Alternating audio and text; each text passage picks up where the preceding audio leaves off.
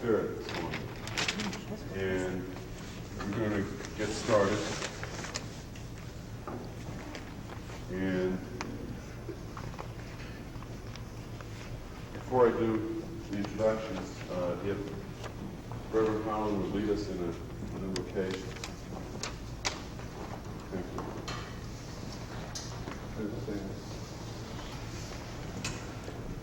Father, we come this morning in the name of our Son Jesus. We come, Heavenly Father, with thanksgiving in our heart. Father, we come thanking you, Heavenly Father, for watching over us all night while we lay slumbering and sleep. And Father, right early this morning, you came into the room and touched our bodies and found us clothed in our right mind. Father, we ask you to bless the reason that we're here. Bless the one that's going to conduct the service this morning. And bless those that come, and bless those that had desire to come and did not come. Please bless them, we ask in Jesus' name. Amen. Amen.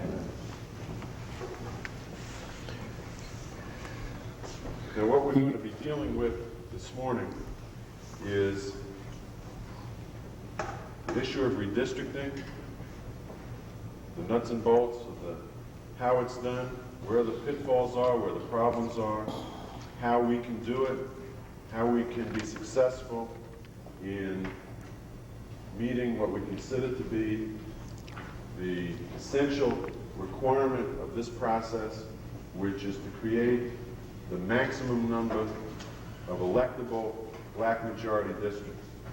Keep in mind that there are two basic tests.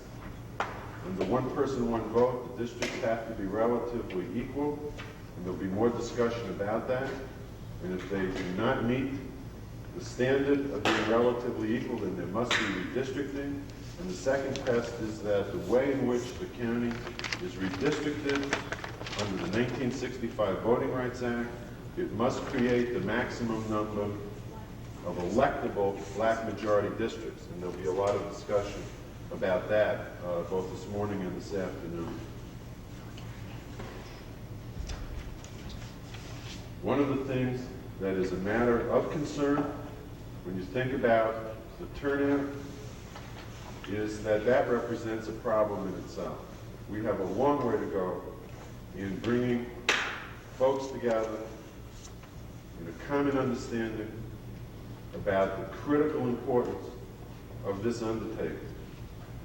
We must have no illusion about the fact that the white community is taking the redistricting process very seriously. They are well organized, well financed at the state and county level because they have taxpayers' money, and we don't. And there is a commitment which grows out of a historic commitment to minimize the number of electable black majority districts. And I stress the word minimize. That means that the principles and the obligations of the 1965 Voting Rights Act will not be enforced, will not be implemented, will not be vindicated unless we create a district system which creates the maximum number of electable black majority districts. That's going to take hard work. It's going to require bringing people together. It's going to require setting aside self-interest and understanding what constitutes the community interest in this situation. And that's going to require hard work. But it is not work which we can't do. It is work we can do. The material is understandable. The information is manageable.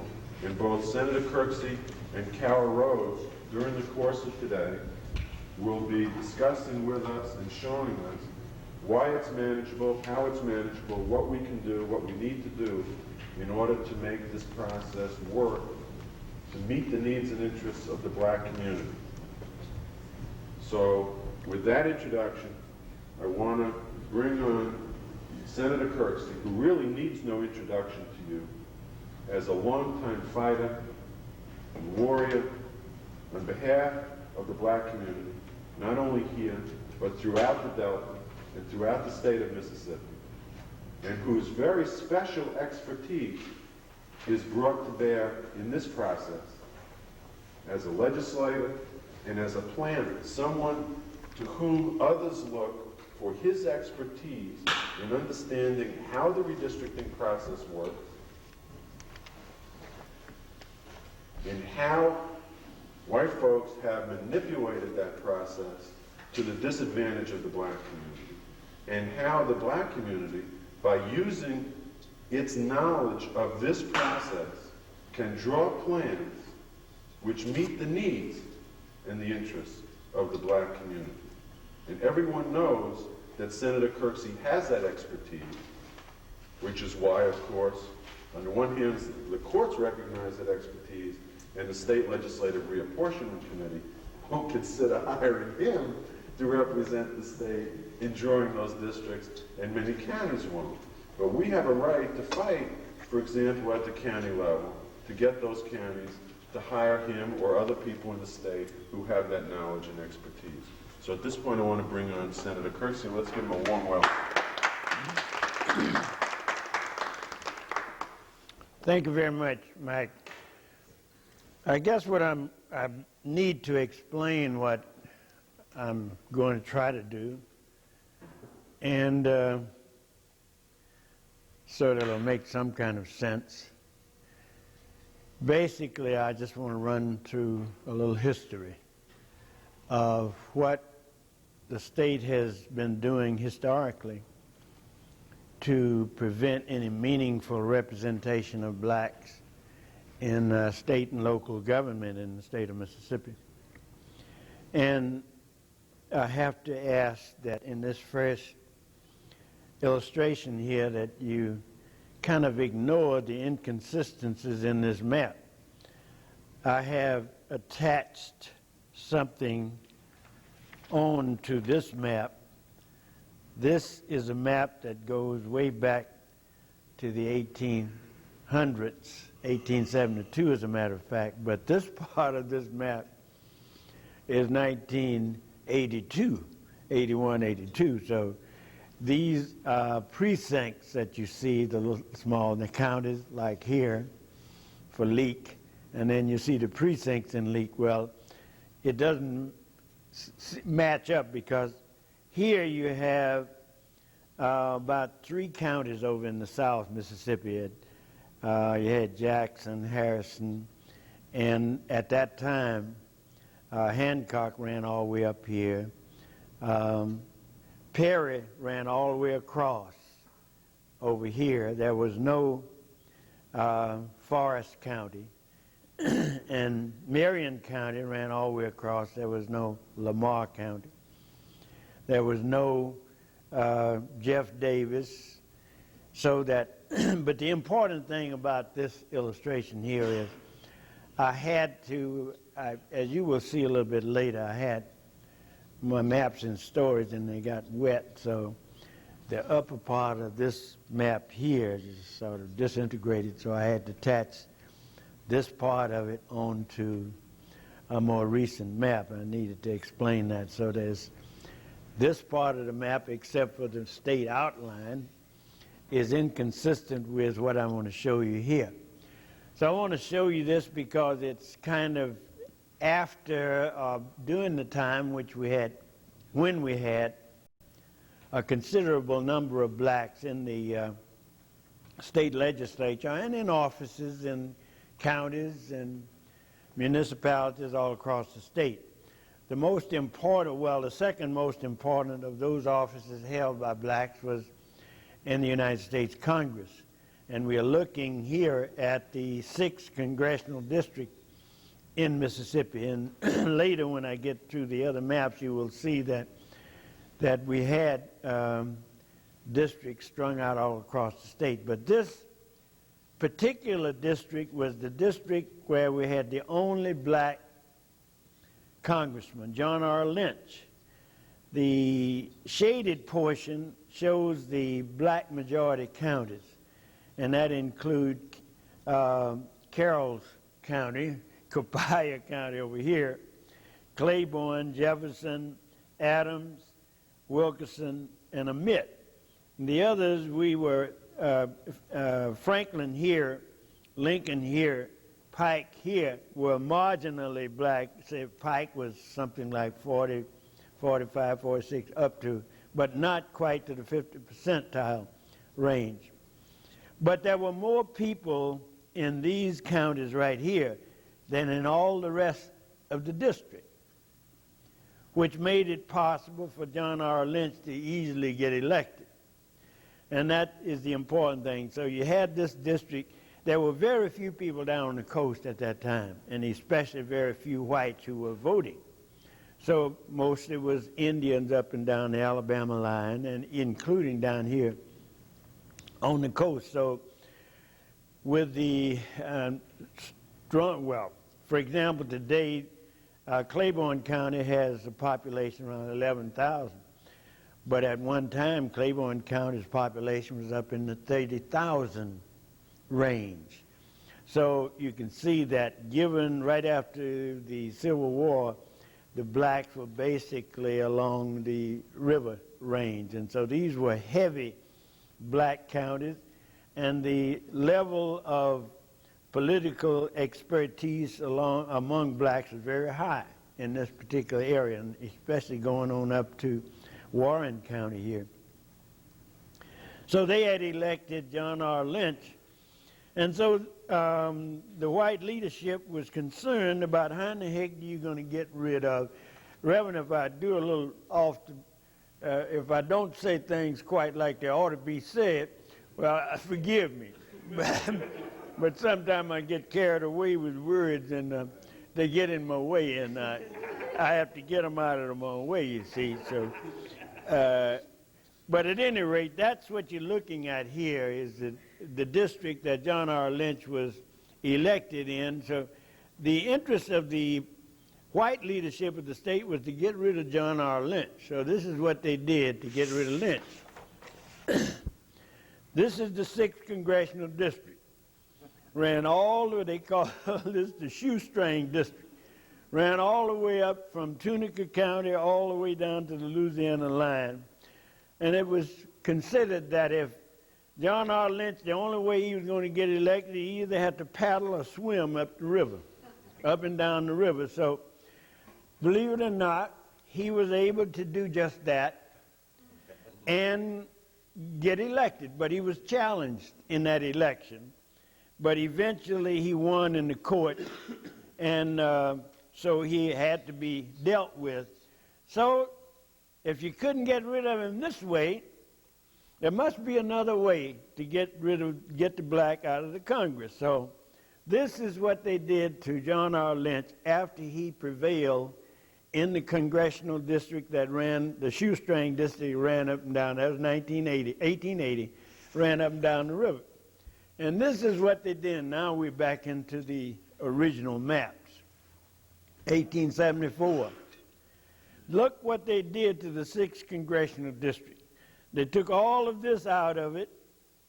1, 2, 3. This is where most of the population was concentrated in these 3 counties right here among blacks. Then you had Adams, Wilkerson, and Amite. So they took it out, and so you only had Adams because John R. Lynch lived right here in Natchez. They took all of that and left only 3 counties, but notice also that they moved up so that you got into the 6th Congressional District, which was on the southeast side of the state primarily, and put more counties up here into it. Jones got into the act. And with the addition of Jones and then, what is it called? Right next to what became Covington County. I'm sorry, Covington County, right here. And there were a pretty heavy population in here, and then into Lincoln and Franklin here, so that no longer could John R. Lynch expect that he had anywhere close to a black majority. So the next thing that John R. Lynch did was to go over here, wherever it was, and catch the Illinois Central Railroad train and go to Chicago. He said, "To hell with this district. There's no way that I'm going to get elected in what is now the new 6th Congressional District." But you also notice here that you got a 7th Congressional District at that time, too, that Mississippi was much more competitive in the population line than it is today. So we're down to 5 today, but at that time they had 7 congressional districts. But what I want you to notice that there were a lot, first of all, I didn't, because of the way the maps have, I didn't have the originals. But I want you to, as we proceed along this, I want you to notice the shaded counties, the shaded area, because that's where blacks were most heavily concentrated. And it's important for you to watch that because there will be a gradual disappearance of the shading of the shaded counties because the black population will continue to dwindle in terms of majority county population. In addition to that, you will notice, later you will notice that there were counties being added down here. This is Washington County right in here. And notice that Washington County ran over here. Almost everything that is in Humphreys County today was a part of Washington County. This is the only area on the western side of the state where a county was, an additional county was gained after Quitman County. Quitman County came out of Tunica, and Humphreys County came out of Washington, but this was done much earlier than the creation of Humphreys County here. But the important thing is for you to watch the disintegration of the shaded areas. Now, some of the areas, the shading will not be as heavy as it is here. That's irrelevant. The relevant part is if you see the shading, whether it's heavy or light shading, it means black majority concentration in the counties concerned. We go now to 1882. Back to, I don't know what happened here. I guess I put an additional map in because it actually you're looking at the same configuration. Oh, I remember what it is now. One of the things that I didn't explain, I think it's that. No. I got an additional map in here that I don't particularly need. 1902. And what I should have said on the other side, and I can say it right now, you notice that you have a Delta region district going all the way from Tunica County down to the bottom of Issaquena, which really is below a part of Warren County. Warren County goes up here. Issaquena County dips down into the Warren area. But notice that there is a Delta district, and the most heavily concentrated region of the state, as far as blacks are concerned, was right in here. At that particular time, though, right at 1900, black majority existed all the way over into Rankin County. Hinds County was majority. At this particular time, Washington County had about something like 85 to 90% black. It was heavily black and had a much, much greater population then than it has today. But now you notice they've moved the 6 all the way up. We've gotten rid of John R. Lynch now, so notice that they are now back with a majority congressional district in here. They got rid of him. So not only that, but the 8th Congressional District, which include Madison, Rankin, Hinds, Warren, and Yazoo, was every county in it was black, as was with 3 here, which had from Issaquena County all the way up to Tunica, including Holmes over here in LeFlore and Sunflower County. Everything in it, every county in it was black. So you notice now, I think on the other map there was Clark County down here was black majority at the time, and it's gone. And as you will see, they will continue to go. Now, this is light shading, not because it's lesser black, but because I ran out of the heavy shading, and I just used what I had. Notice that we're up and down the Delta, you still got it. Now, District 3 hardly changed one iota for a long period of time. What has happened in the difference between this map and the one that I just turned over, one of the things that was happening in Mississippi, you know, you got 8 congressional districts. And that was in 1902. Comes 1932 and you lose your 8th district. And so they moved the 7th district all the way up to include Rankin and Madison, Yazoo, to just combine those 2 districts into the 7th congressional district. The Delta District 3 remains exactly as it has been for a very long period of time. But notice that the black majority is moving up on the Alabama side. And down here you've only got, whereas you had some black counties along here, that the only county that's black majority over here now is Jeff Davis. Only 1 in 5 is over here in Kemper County.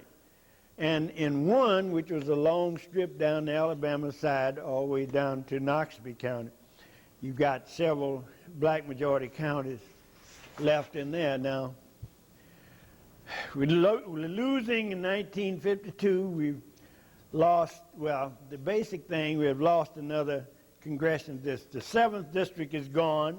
You're down to 6 now. And the difference between this map and the next one you will see is Calhoun County here. Calhoun didn't like being over here in this black majority area, so they wanted to get over into the 1st congressional district. So they just made one change, and the next time they made a change, and they brought Calhoun County into the 1st congressional district. Notice again, the Delta District is exactly the same as it's been for years and years and years.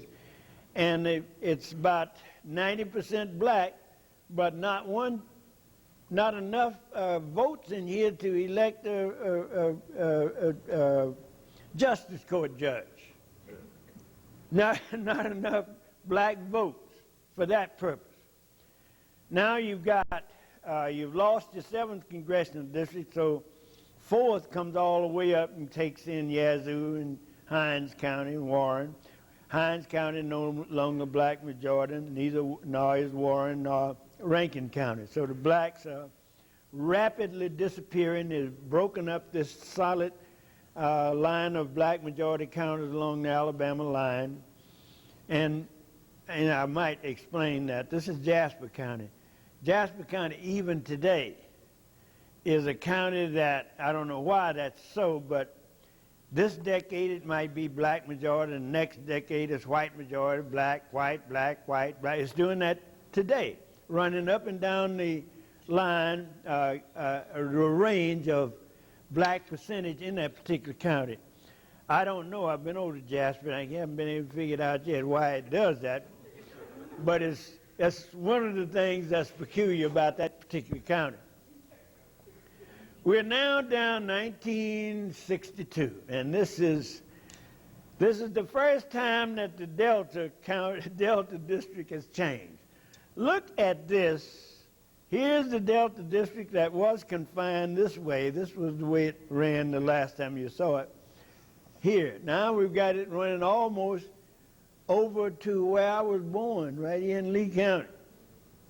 This is the big Delta District. Now this was done because you lost the 6 congressmen, and we're down to 5, and we've been that way since the 1960 census, when Mississippi was, because the population changes across the country, we lost.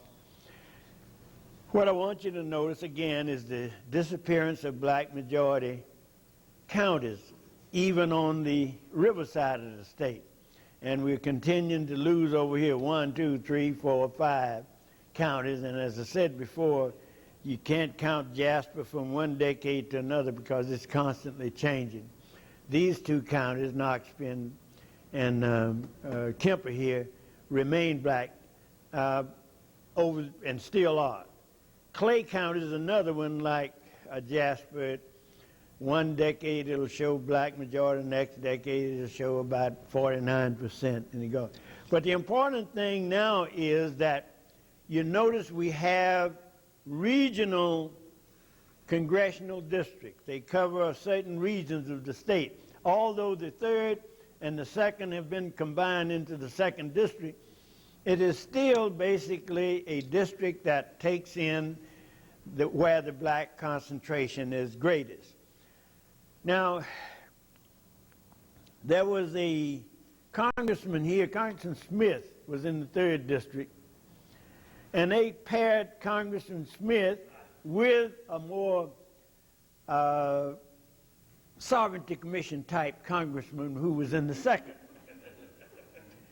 And of course Smith lost because some of the things that are being preached today by some leaders of this country, Smith agreed with. And so they wanted to get rid of Smith, and did by combining the 2nd and the 3rd congressional district. The 2nd congressional district congressman prevailed and Smith was out. Now, but you still notice that we are on regions. This is a western region, western river region. Here, 2 and 4, and then you have the region on the east side, 1, 4, and 5.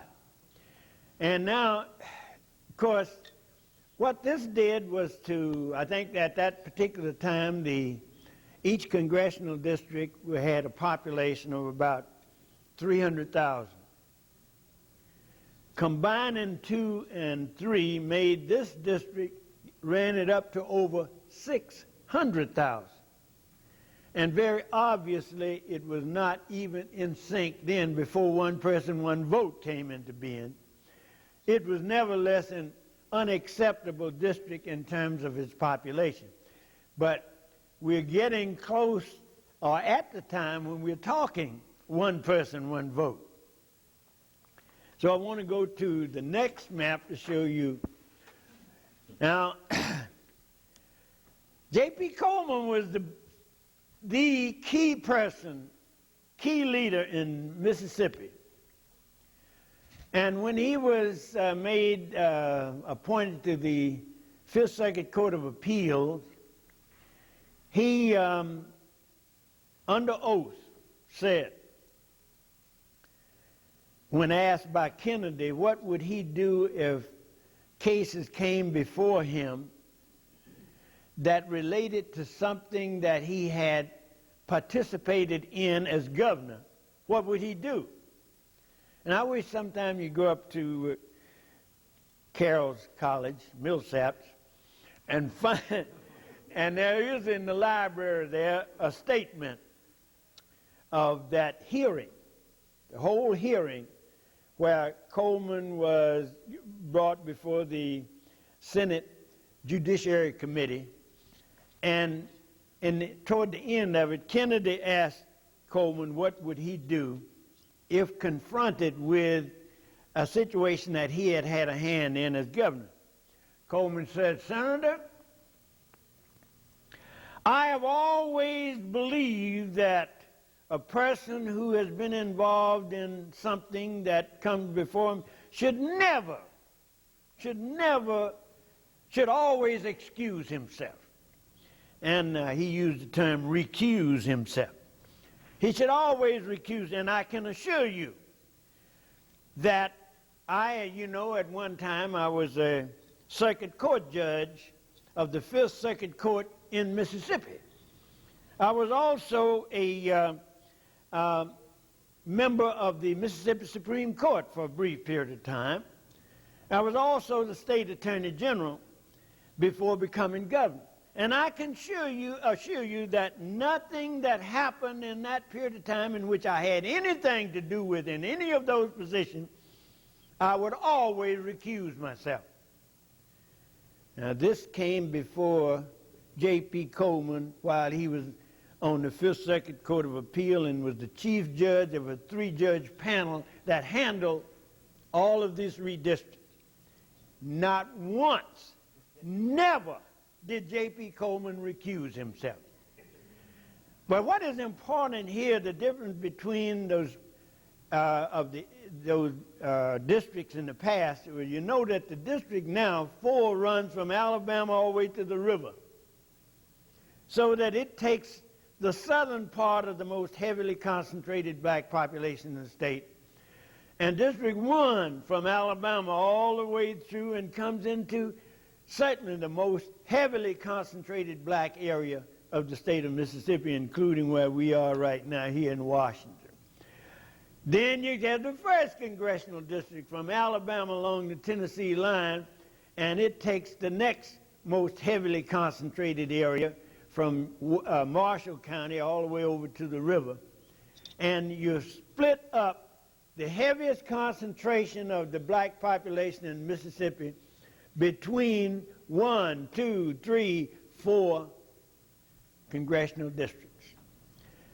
That meaning that there would be, even if the blacks had to vote, which they didn't, that there was no way that a black could have been elected in this area. Even if they'd left out all of that and just had one district where the black majority counties were, it still couldn't have elected because they didn't have enough votes to count. Because the Klan was the government of the state of Mississippi at the time. And there was no votes that blacks were free to go and register and then cast a ballot. This, well, I guess I really wanted to show you about the disappearance. I didn't say it on the other map. DeSoto County 1960 census was 65% black. Do you know what the percentage is today? Percentage is about 12% black. And one of the reasons is that the overflow of population out of Memphis is basically coming down, and it's white, coming down into DeSoto, and it's really coming down into Tate, and even now into Panola, and also going over into Marshall. Marshall has gained because of that overflow of Tennessee, of population from Tennessee. As you will see that black majority Madison County in 1970 was, this was a black majority county, but it's no longer black majority today because the white population out of Jackson is overflowing into Madison and overflowing into Rankin County.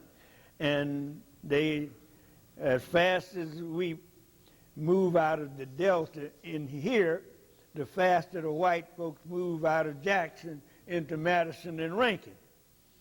And at this particular time, 1972, of course, you know, we did not elect a congressman, so it was sort of irrelevant that these moves were made here. But when I get to another map, I will explain a part of the reasoning behind all of this. Well, Coleman made a little move, but as you can see, 1, 2, 3, still 4 districts split up the black concentration along the river. It's just different shapes is about all that happened to that. We're down to 5, and we still have 5 congressmen, but then we finally got a breakthrough with the Justice Department coming in under the Voting Rights Act, and now we've got a truly black majority congressional district. But this is 1982, and of course we didn't elect black then because we didn't have enough votes or the know-how. But you notice now that we've just got 2 congressional districts splitting up the river area of the state. Basically, we've got DeSoto County, about 2 precincts over here on the riverside that was in the 1st congressional district. But you notice now that the state, the number of counties that are black majority is just basically limited to the Delta. It's just about gone otherwise. Now we're coming closer to the day We are to a map. This is the, has to be after the reapportionment in 1982 because this is a reapportionment map. And we had all of the precincts on it that you saw on the first map that I showed. This is a same map. I just added something to the bottom of it. All of these are the precincts as they exist today, with some few changes, some up in Washington County, a few down in Hinds County. Wherever they've had redistricting since 1982, there have some changes, but basically you're looking at the voting precincts as they exist across the state of Mississippi, and some will be changed as a result of the 1890 census. But the point here is, yes, you would. Here the point is that we have this big, this is the congressional district that we elected Mike Espy in. I want you to look that this district runs from almost from Tennessee, almost down to Louisiana here. That is about 2,000 square miles larger than any other congressional district.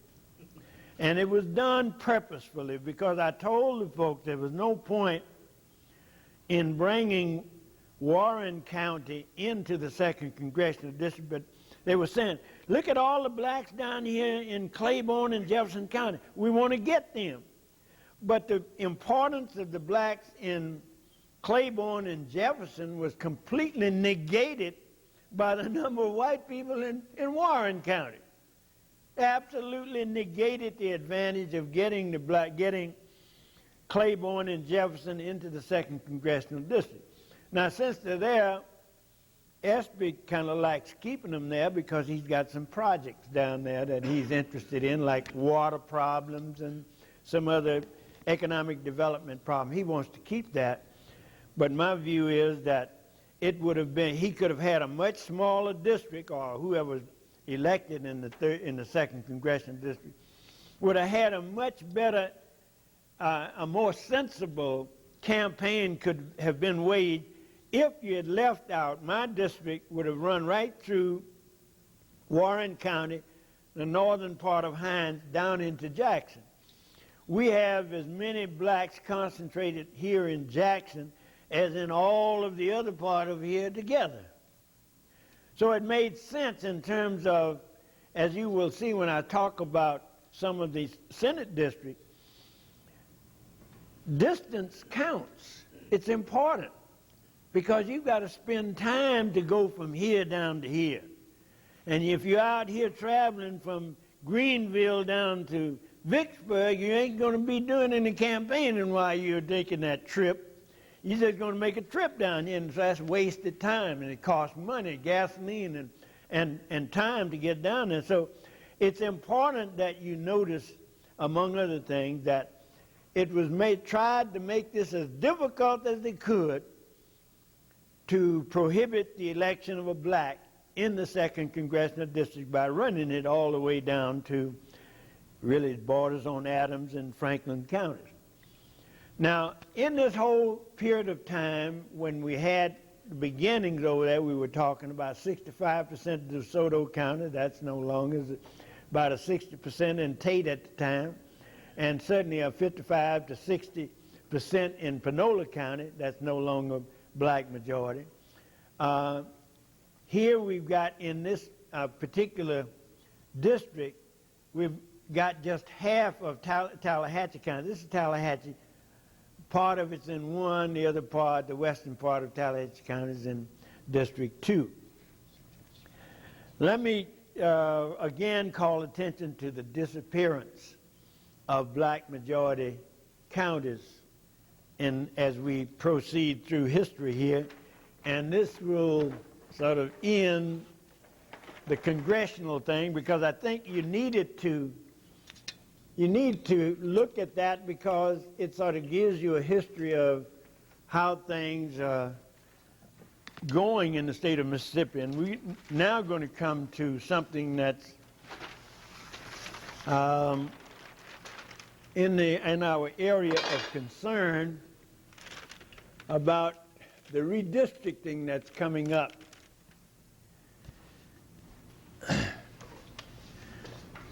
Forget about, again, you see precincts in here. This is a good example of what happened to my map while it was in storage. It's just about disintegrated. It was leaking there in storage, and so it's just about gone, but I have another map that I can restore it from what it... The point of bringing this in is this is 1890. This is when the present Constitution of the state of Mississippi was enacted. 1890. And what was done in 1890 was that there weren't, again, except over here in Mount Bayou, there weren't any black votes. But what they were doing was, and you have to give credit where credit is due, the leadership was looking not to 1890, but to the future, when the blacks, by whatever means, would probably be able to register and vote. And so to make sure that even if we got the vote and we were the majority population, that we would never control anything, the 1890 Constitution included the drawing of the 3 grand regions. Region 1 over here comes over toward the deltas, and it's kind of a rectangular, kind of a real compact district. Then Region 2 ran all the way down to the coast from up here just south. Well, it included Noxubee County, Winston County, Tyler County, and went all the way down. It ran over here and included Franklin County, which has hardly ever been majority black, although it's in the first plantation region of the state. This was the grand region. This is where blacks were most heavily concentrated. And so it was figured that since you could not have any more votes in the legislature than this particular region would enable, they figured that they were going to create some new counties over here, and with these 2 regions, that there would always be a white majority in the legislature, no matter what the blacks, if you got the vote. So that here was created, you got Jefferson Davis was created, Jefferson Davis County. You got Forrest County. Forrest County was named for whom? Nathan Bedford Forrest, one of the most cunning of the Confederate generals. He was a cavalryman, a renowned cavalryman. He was also the founder and first Grand Dragon of the Ku Klux Klan, for whom Forrest County was named. There's another county over here, right here, and that one is called George. And George was the person who engineered the Constitution of 1890 through passage. And he was really the truly bright person in there. J.Z. George. J.Z. George was a United States Senator. And what he was really concerned about was to give the appearance in our state constitution as much of the national atmosphere as the federal constitution had. So he was especially concerned about the office of lieutenant governor, that he patterned after the federal, where the lieutenant governor, like the vice president of the United States, would be the president of the Senate. And if you follow the vice president of the United States, when the Senate is not in session, he goes fishing. I don't know whether the man can fish or not, but he gets the hell out of the Senate. He's no longer there. And that was what Brad Dye was supposed to do. But Brad Dye, being one of the strongest of the Sovereignty Commission leaders during his period of time, in which he had a resolution that would keep the blacks out of the balcony of either house of the legislature. And then that was when he was a member of the House. Later, when he was a member of the Senate, he authored a bill to do away with Tougaloo College because there were too many civil rights activities going there. That's Brad Dye, who is president of the Mississippi Senate. And he also controls the budget. He is a rotating chairman of the Joint Legislative Budget Committee. As a matter of fact, there is a budgeting department in the executive branch, but everybody kind of laughs at that. That's just an expenditure of the tax money to show that there is a budgeting department in the executive department of state government. And if you will look at it, and I'm sure you have, you will find out that there's about $1 difference between every item in the joint legislative budget and the executive budget, only to show that there is a difference. But nobody looks at the executive budget. They go ahead on and work with the joint legislative budget. And that's where the, how your budget is made by the legislature. I guess the important thing, I suppose, in showing this is to point out the mentality, the racial mentality of the leadership of the state. They were determined that never at any time would blacks have any impact on how the state of Mississippi was governed. And that's the important message that this is supposed to bring you. But I want to point out one other thing. Here we're going from this now. This is about a broad picture of the structure of the legislature and with the development of the and adoption of the 1890 Constitution. What we will go into here after this is the configuration of the districts, the House districts for the legislature and the Senate district. So we're leaving, this is just the way it was supposed to be, but once we got into the Voting Rights Act, this was rendered null and void, these regions, and guess who did it? J.P. Coleman said, these are no longer applicable to the redistricting process. So he declared that the grand regions were null and void. About to have my map up. Now I want to show you some House districts, and later I'll show you some Senate districts.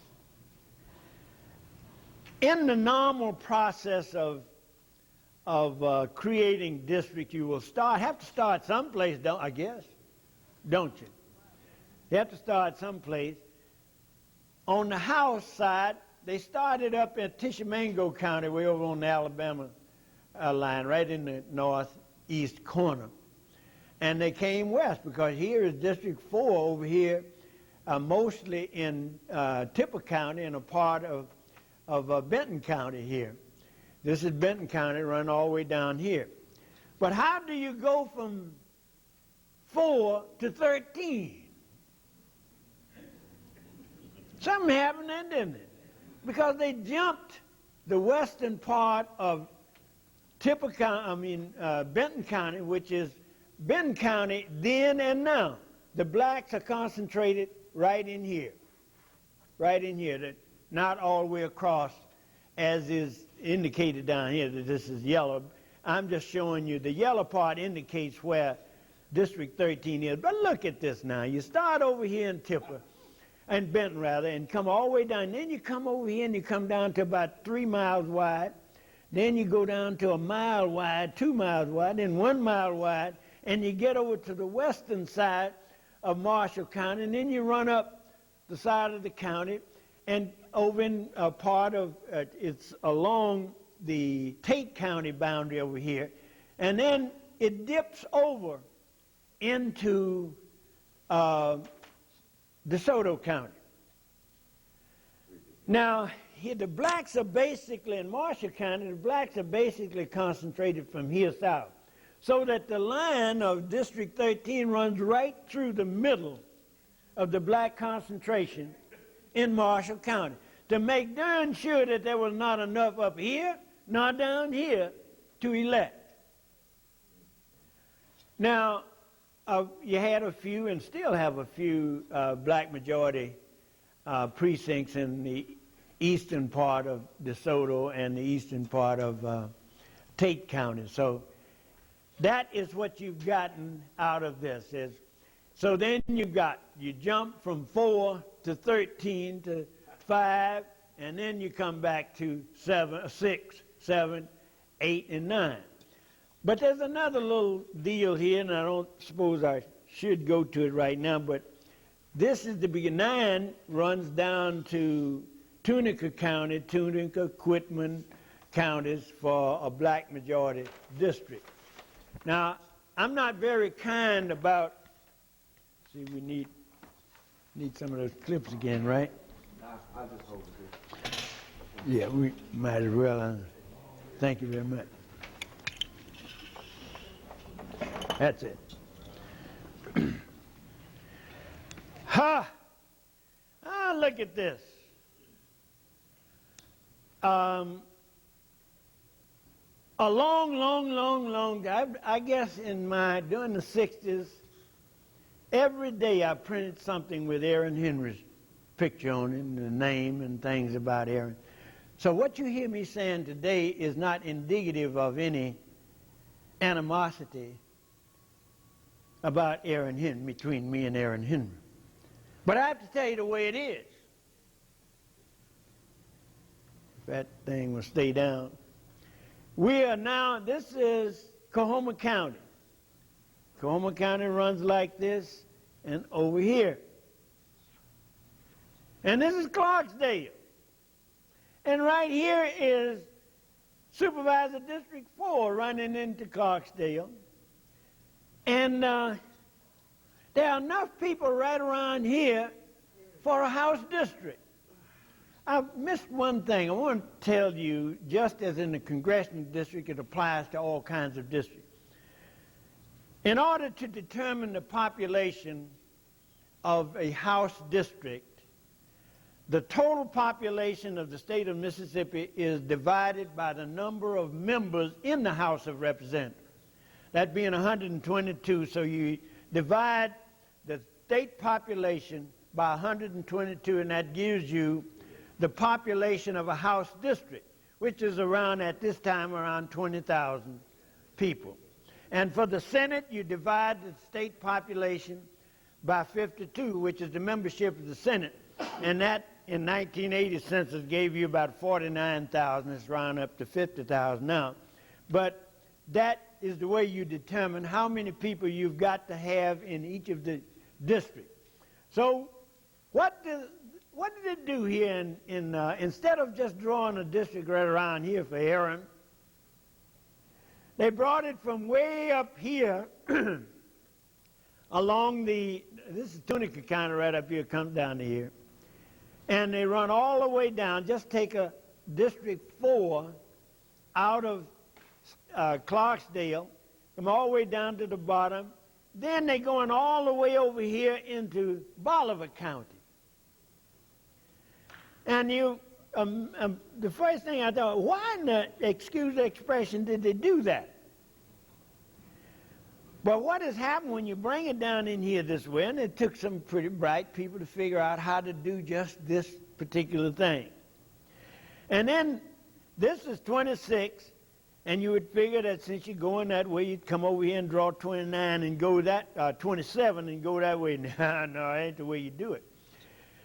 The next district down here is 29, and that's Representative Jackson's district.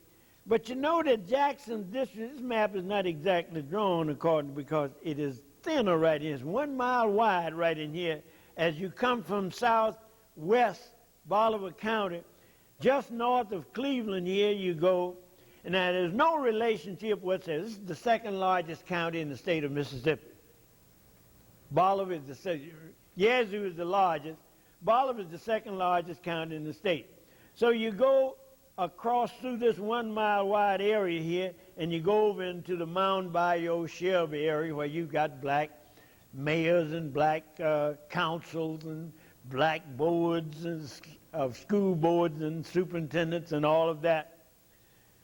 But there's no real relationship. And this district here is 71% black. And you would figure that a person like Ellis Tonnage, attorney, would be able to elect in a 71% black district. But he couldn't make it because there is no kinship other than race between the blacks in this area and over here in Rosedale. And the mayor of this town came from the same county, Lee County, where I came from. And we went to school together at Verona. And he is as different from the mayors over here as it is possible for 2 blacks or 3 blacks to be. Absolutely, completely different. Now, look, I'm not kicking the man in turn, because one of the best friends that my family ever had was his family. So I'm not, and I have the same family kind of regard for him that I had for my sister. I wouldn't want my sister to represent me in government. I'm sorry, but that's just the way it is. I would not have voted for my sister because I knew where she was coming from. And I have the same regard for the mayor of Rosedale. The exact same. But now it bothers me about Aaron Henry in that he signed a letter along with Henderson up here saying that they agreed with this plan. The plan that brought in that other district, that 13 up there that I showed you. They agreed with that in order to get a district that Aaron would not have any opposition and Henderson would not have any opposition in. And I want to tell you, that's what we're faced with right this day.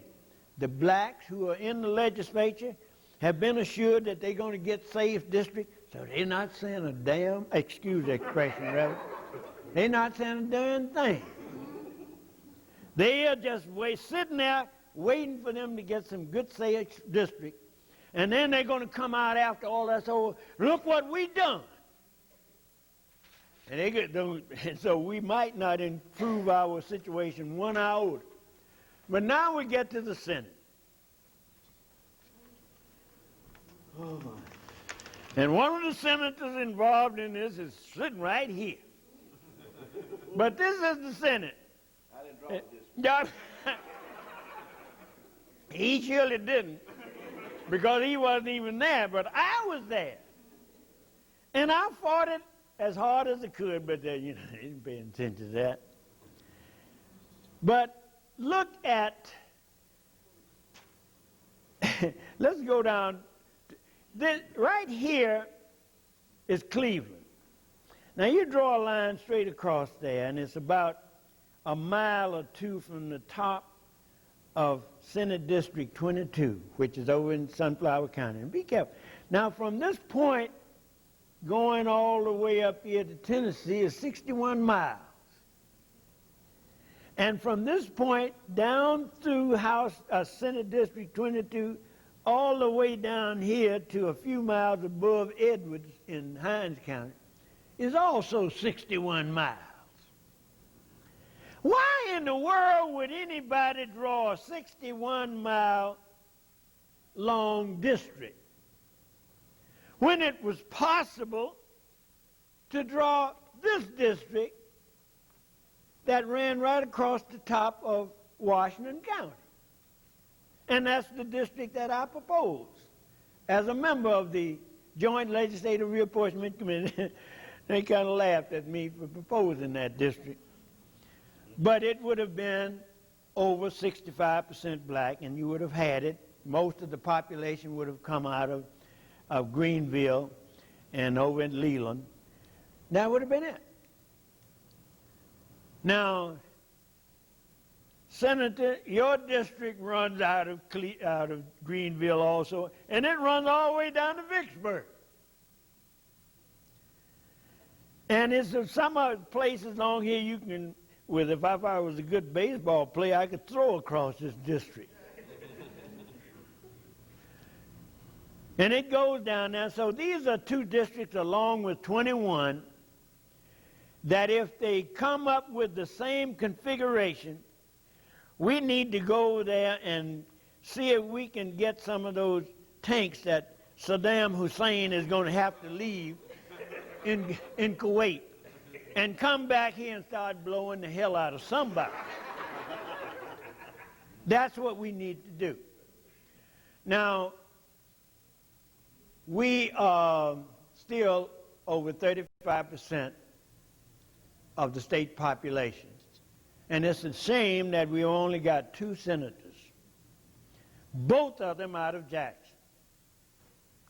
And that should not be, because that's not Jackson does not have the greatest percent, well, the highest percent. They might have the highest percentage right in the city of Jackson. But in terms of the total population of Jackson, which is now about 100,000 black, that doesn't compare with there's some 900,000 blacks in the state of Mississippi. Most of them are along the riverside of the state. It follows that we ought to have, and we have about 11 black majority Senate districts in the state. But we only have 2 where blacks could elect, because blacks don't have enough money to campaign in this district and go all the way down here. The time that it would be required to go and campaign, and some of the areas where there's all white population, you can just forget about that and go around that and go on where there are blacks there. You know, when I was campaigning for the Senate, United States Senate, along with Charlie Evans, anyway, I called some of my Senate members and said, I want you to help me in my campaign. Said, after 2 or 3 of them, I found that I was getting the same answer, so I quit calling. Because, I know, I'm very good. I have a very good friend, Reverend so-and-so. I said, wait a minute now. I said, that's a black man. Oh, yeah. I said, heck, I can talk to him. I want you to talk to the white voters. He said, what do you want me to do, lose my seat? But it's all right for a black to go out and campaign for white, but the other way around ain't worth excuse the expression. You shouldn't do it. That ain't right. And so I said, well, I know I ain't getting nowhere in this run, so I let it alone. But at any rate, that's the plight that we have here. This configuration is so confusing. It's down in Yazoo, here in Humphreys, over in Holmes County, and no black can get elected to that one, although it has the black percentage of population. You have a black majority here, have a black majority. Look at this. This is Bob Crook's district. And Bob Crook's district runs up into Aaron Henry's, takes all of District 4 in Coahoma County. Now, Bob Crook, I served with Bob Crook on committees, and given the composition of the Senate, I didn't have any more cusses for him than I had for the rest of them. But I'll tell you this, Bob Crook authored a bill back in the 60s that would have the state to pay for the transportation of blacks out of the state, and the law required that they would never come back again. That's what Bob Crook did. And Bob Crook is author of the legislative, the restructuring of state government. And that restructuring included the creation of the Joint Legislative Reapportionment Committee, the Joint Legislative Budget Committee. And that was the most important, because Bob Crook has been treated like an alien by Brad Dye, although he is the guy who made it possible for Brad Dye to serve on the Joint Legislative Budget Committee. Now, Constitution Section 129 says that the Lieutenant Governor shall, and his only vote is to break a tie in the Senate or a joint session of the legislature. I don't know when there's ever been a vote in the joint session of the legislature where you could break a tie. Any rate, in the Senate, he breaks the tie when there's a tie vote. That's the most important power he has. He can, when there is a committee of the whole in the Senate, he has to give up the podium. He steps aside, and the senator takes the podium, and he is conducting the activities. But Brad Dye at that point, or let me put it, not use Brad Dye, the lieutenant governor at that point, as president of the Senate, can argue whatever the issue is. That's the only time that he can do that. But Section 38 of the Constitution says that each house of the legislature shall elect its own officers. And the officers, and the most important officers in each house of the legislature, are the chairman and vice chairman of the standing committees. Those are the keys. Because if you've got one of those, you're in. You can determine how the legislation that comes to your committee is handled, or if it's handled at all. As a matter of fact, many times the bill is put into the chairman's back pocket, and it never comes, nobody else sees it. So it's an important thing, but under Brad Dye, he appoints every senator, not to chairmanship, not just to chairmanships and vice chairmanship, but he determines what committee you're going to serve on. And he is not only on a committee himself, the Rules Committee, which determines where all the bills are going, but he's the chairman of it. He is the chairman of the the Senate, what is it called? The handles the money. Oh, contingency. The Contingency Expense Committee. He is the chairman of that. So he has a vote on at the most important level of handling legislation. He's chairman of the committee. Then, of course, he is, I'm repeating myself, he is a rotating chairman of the Joint Legislative Budget Committee. Let's go now to, I want to show you some of the things that, you're looking at a state map again, and again we're looking at 13, how it fits into the whole picture. Here's Aaron Henry's district, and I didn't color it, but Henderson's district is right here. Here is District 29 that goes through that 1 mile wide area. Here is a funny looking district over in, it takes in a part of Grenada County, comes over into, well, this is a part right here into Tallahatchie County. So it's in Tallahatchie, in Grenada, and up in Yalobusha County. And then here is this mushroom thing down in, coming out of, this is Robert Clark's district. Well, if I start, I'm going to leave that out, because if I start cussing right off every time I look at this, because Robert Clark took an opposition position to what was happening to the mayor of Chula. So Robert knew that he wasn't going to get any votes up here, so he went to Tommy Campbell and asked for these districts down in here in Yazoo County. And in doing that, Robert Clark, like Aaron Henry and Henderson, negated the possibility of blacks getting elected in this area. That's what this district of Robert Clark did.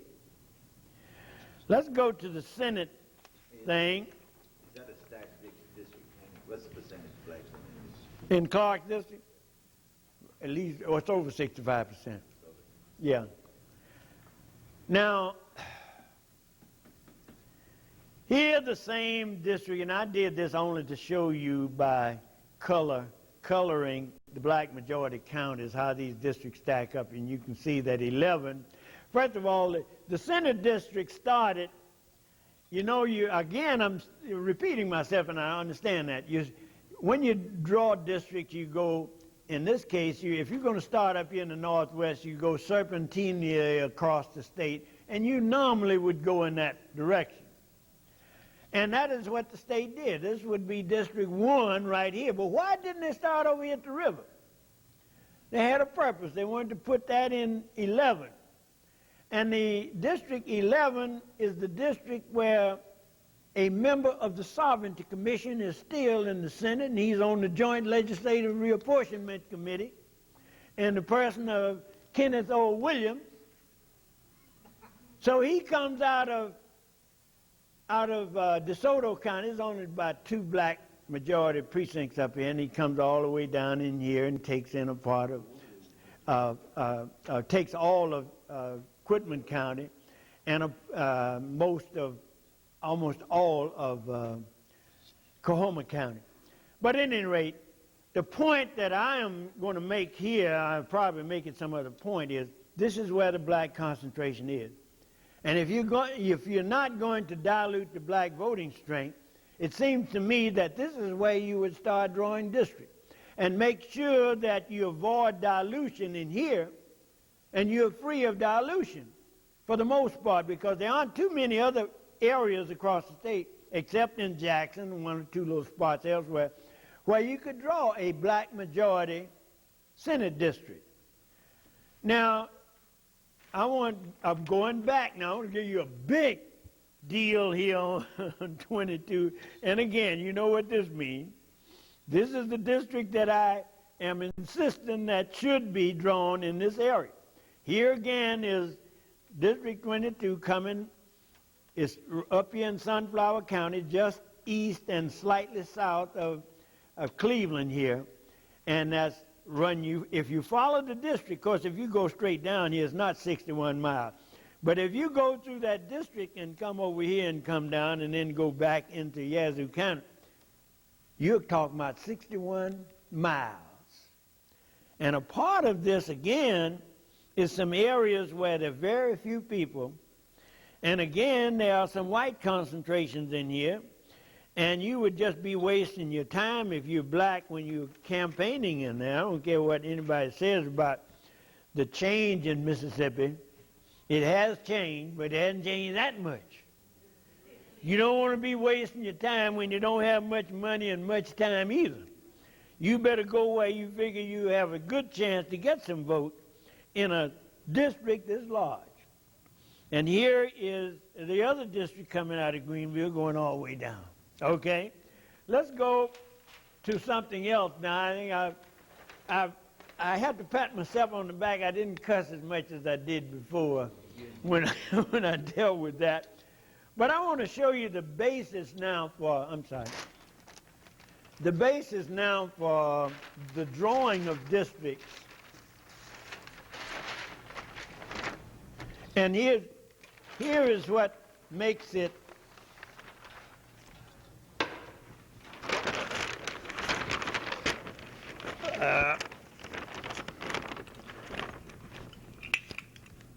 yeah.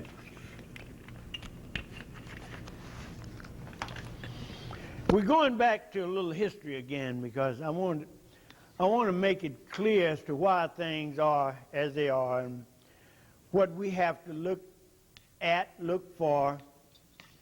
This is Warren County. And this is the way the districts were drawn before the Voting Rights Act and one person, one vote.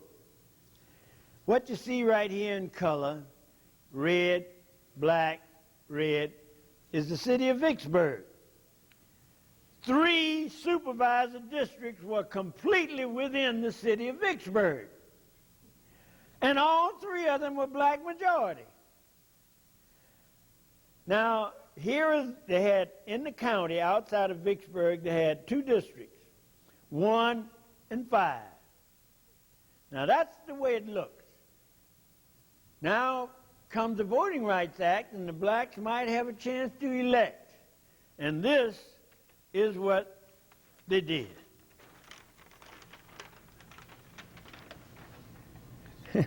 This, these elephant ears and all of that, that's just happens to be the way to count it, is because this is this queen coming down in here. It looks kind of funny. But this red part is one district, it's District 2.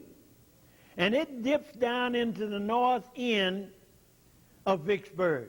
District 1, coming from way over here, Yazoo and Hines County, and it comes about 1 mile wide and dips down into Vicksburg here.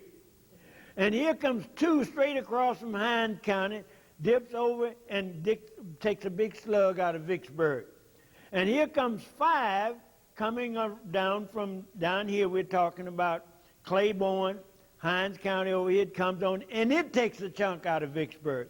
And here comes 4, Claiborne County down here, and it comes on up, and it goes up from the south side of Vicksburg. And so you split the highest concentration of blacks in Warren County between all 5 of the supervisor districts. No way that a black could get elected under this arrangement. Absolutely no way. Because Warren County did not have a black majority population. This is Nathan Bedford Forrester's county. This is Forrest County. This is the way it was. District 5 here, 4 here, 3 here, and 2 was up here. It's not, the number fell off. But this shaded area in here is Hattiesburg.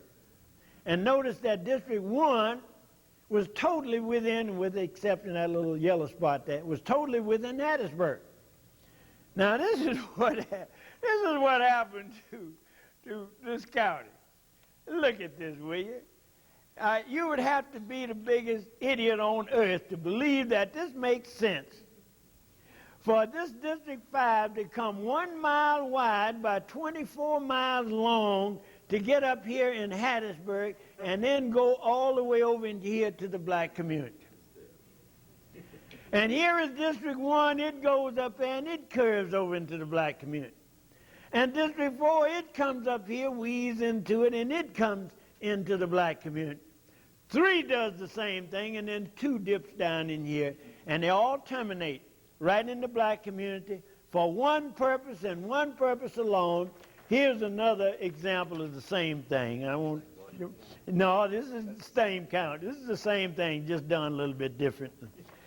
Now here is, when this, don't want to miss this. When Coleman left the governorship, he ran for the House of Representatives. And so from 1960 to 1964, he was a member of the House. And while he was a member of the House, he went over, and I can't prove this, but I know Coleman well enough to know that nobody else in the legislature had sense enough to do what he did. And he's a very bright person. Now, he went to Mississippi State University, and he got the professors over there, since Mississippi State University had the only big computer in the state at the time, and had them to develop a plan by which blacks would not, under the Voting Rights Act that was coming up, and with 1 person, 1 vote coming up, that the blacks would still not be able to elect. So they made got a plan that we dubbed the Equal Road Mileage Plan. But before that came in, I want to point to this, because the first counties that were redistricted on the Equal Road Mileage were along the Alabama line mostly. And this is Lauderdale County. And notice that almost all 5 of the districts were in some kind of rectangular shape. Meridian is right here. And almost all the blacks in Lauderdale County are located right here in Meridian. See, so they were all in, and very properly they had a shot at District 1 in Lauderdale County. But now, but then at that time, Lauderdale County had almost the whole population of the county was right in the Meridian area. So they couldn't keep it that way, because you had to have 1 person, 1 vote coming up. And this is what happened to Lauderdale County. District 1, right down into the black community in Meridian. District 2 comes over and it goes into Meridian. District 3, and not only into Meridian, but the black community. District 3 and District 4 curves in from the south and goes into the black community, as does 5. And this is the way Meridian, this is all Meridian, this is the way it looked. This is a district coming down and goes, and the black community is right in here. And notice that 1 goes in here, 1 comes here, another comes in here, all of them concentrating on the black majority. Now, here is a darling, here's the beautiful thing of the whole deal. Now, this tells you that you have to be the biggest crook on earth to do this. The black population in Pearl River County was basically concentrated right here in the city of Picayune. This is Picayune. There's a few blacks up here in Poplarville, but most of the blacks were down here in Picayune. Now look at District 1. This is 27, beginning right here, 27 miles long by 1 mile wide to go right down to the black community in Picayune.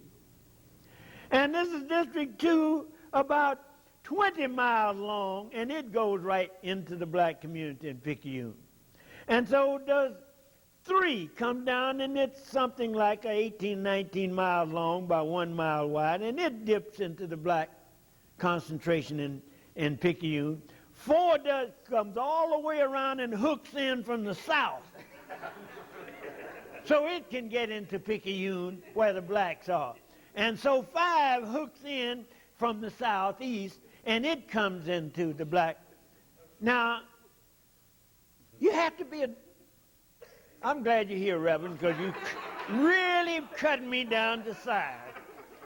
But you have to be the biggest crook on earth to not want these people down here to have some kind of representation. And there were a number of blacks in this area that would have constituted a majority of one district, or at least a significant, I don't know whether it's been a majority or not, but they could have been a voting force if they had been all left in one district. But of course, they split them up 5 different ways. Here is a darling from right here, the federal judge out of Greenville. What was his name? Katie, Judge Katie. When they planned, and I was involved in this, and so was Johnny Walls, in the redistricting of Leflore County. And when Judge Katie saw that, he said, well, look, how many blacks are up here north of the river in Greenwood? They said, well, ain't none up there. Well, he said, let's take that out of Greenwood so that there will be a chance for the other districts that are running into Greenwood to maybe come up with a black majority district. And so he had this foxtail to run all the way down in here and pick up all of the whites in North Greenwood and pair them with District 1, which is up in the north, and extreme northern part of the county. So what that did was to free up the remainder of Greenwood, which was overwhelmingly black, so that out of that came one strong black majority supervisor district at he's still supervisor or got elected in one of those districts, Alex Sanders. Okay, let's go to the largest county in the state of Mississippi, Yazoo. And this was proposed but never approved by the Justice Department, because any redistricting plan in the state of Mississippi, no matter what we're talking about, Congressional or any other, has to go to the Justice Department for pre-clearance.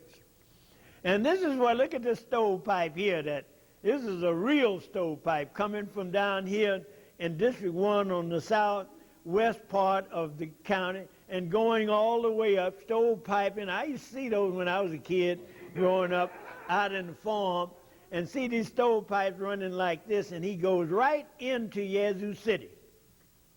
And then you got 3 curving around from the west and then down in from the north into Yazoo City. And District 5 doing the same thing. It dips down right in there to the black concentration in Yazoo City.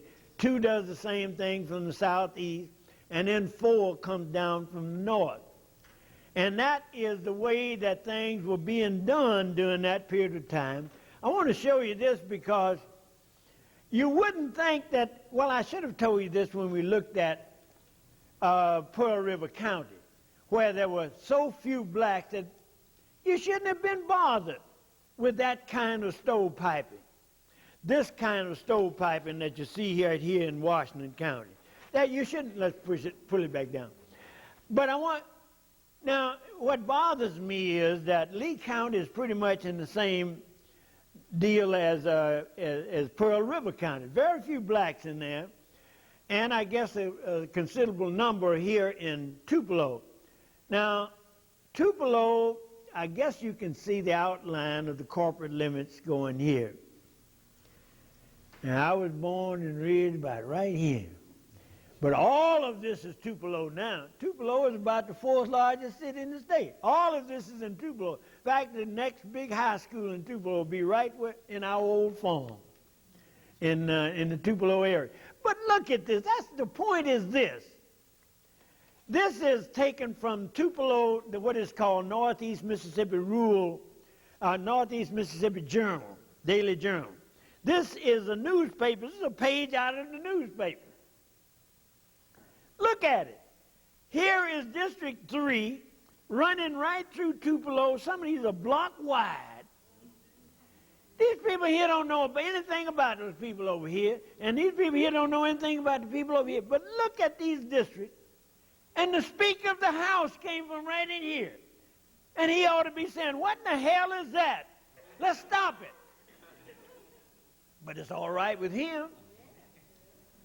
Look at that. Now, that's about as crazy as a plan could possibly be. Now, I drew this because I got this out of the newspaper, and then I drew it so it's making much plainer. It goes right through there. Here is hardly a block wide as it comes through. The blacks in Tupelo, this was not intended. It wasn't even worrying about the blacks in Tupelo because there are other areas in Lee County where there's black concentration. But there's not enough blacks in Lee County in concentrated areas to come up with a black majority supervisor district at any rate. And yet, the Speaker of the House doesn't even worry about this at all. And that's about as shameful as you could possibly get. Now let's go to where we are. We are right here. We're right here. I'm going to use the language like it ought to be used. We're right here. See? We're right here. Look at this. Look at it. Hollandale's here, Leland's up here, Arcola's here. This is Greenville right in here. Now the guy who did plan this ought still be hanging by his toes right out there on Theobald Avenue. That's where he ought to be. Because this is about as stupid. I mean, if anybody said there's no racial purpose in there, you ought to get him down here and just stomp him straight through this floor. Because he's an idiot. He's a menace to society. But look at this. Now, I'm going to pass this because I want to get to Greenville. The blue is Greenville. This whole area is Greenville, but the blue is the black concentration in Greenville. Now, District 3 runs along the river and right through the riverside of the city, and then comes out in the north and spreads out up here, taking in all of this area up here and a considerable area down to the south. And here comes District 1. Now, it's been changed a little bit, so District 1, at one time, this was not a part of District 1. District 1 came along here and then widened up once it got in the city and came up here. As Supervisor District. Supervisor District came. All this is white down here. Hell, you couldn't even buy half of a house down here. And this line here, this is 82, running right through the city. And notice that the black concentration is north and west of 82 as it comes through the city and turns and goes southwest and then before crossing the river. But look at, here is the black concentration. Here are the districts as they here 5 was way down coming out of Hollandale area, coming on up through here, and it takes its bite out of the black community in Greenville. And 4 coming out of Leland area over here, it comes in and takes its bite too. Now,